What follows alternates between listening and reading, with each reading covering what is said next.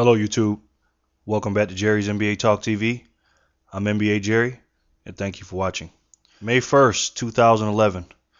It's a historic day in U.S. history. A matter of fact, world history. As all of you guys know, Osama Bin Laden has reportedly been killed. And we've been talking about this all day long, everywhere I go. Now, I know the NBA playoffs are upon us, and there's big games going on, but there's a lot of other things that's going on in the world. So forgive me for not talking about the NBA right now. I want to talk to you specifically about Osama Bin Laden, and I'm going to give you my thoughts on the subject. September 11, 2001 was a historic and infamous day for the USA.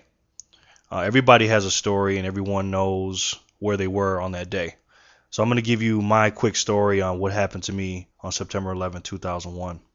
I was actually living in Newport News, Virginia, and I had a brand new baby. My baby was born August 1st, 2001. My daughter was almost a month and a half old, and what happened was I was sleeping in the morning. That day, I didn't have to go to work until 1 in the afternoon, so I was sleeping in late. And at the time, my daughter's mother came in and told me that the World Trade Center had blew up. They bombed the World Trade Center like they did in 1993. I said, really? She said, yeah. So she goes, come here, come look. So I get up and look, and I see that one of the buildings were on fire on TV. It was all over the news. I said, wow, look at that. That's crazy. I hope no one was hurt. Because remember, I don't know if it was a plane, because I just thought that the building had a bomb and it blew up. And then I read the bottom. It says the plane hit the World Trade Center. And as I was watching it, the second plane came. It was coming around.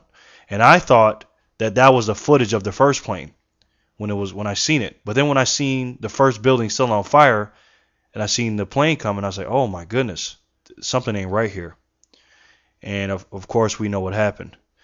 So immediately I tried to get in contact with my mother and father, because they both lived in New York City, and I couldn't get in contact with either one of them. And I was really, really scared at the time, because I didn't know what was going on.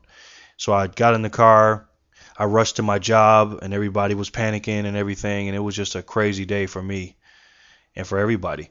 I mean, it was a historic day, and that's when I first heard about Osama Bin Laden. And then, of course, we know everything that led up to this point.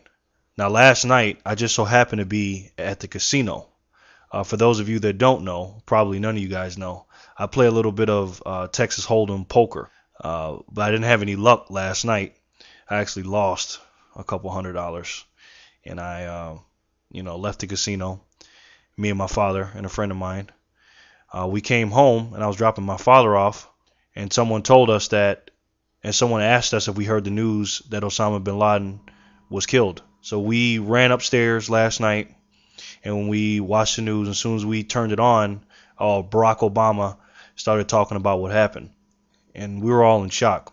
Quite honestly, I didn't know how to feel at first, because there's a lot of things that goes on in our government, and I'm not going to really get into that. He's gone now. Osama Bin Laden is dead. My thoughts on it now, I don't have enough information to really talk about what I think is going to happen in the immediate future. But to me, it seems like Osama Bin Laden was just a face for evil. I don't think because he's dead that all the violence is going to stop. I think, in my opinion, that it's going to make it worse in the future. Probably sooner than later. I hope it doesn't. I hope, for goodness sake, that I'm wrong. We all need to understand that Osama Bin Laden, even though he's dead, in my opinion, I think this is not over. And I'm sure a lot of you guys know that as well, because they're saying that the government and different things are on high alert, high security, because they know that there may be attack. I don't think it's going to be now.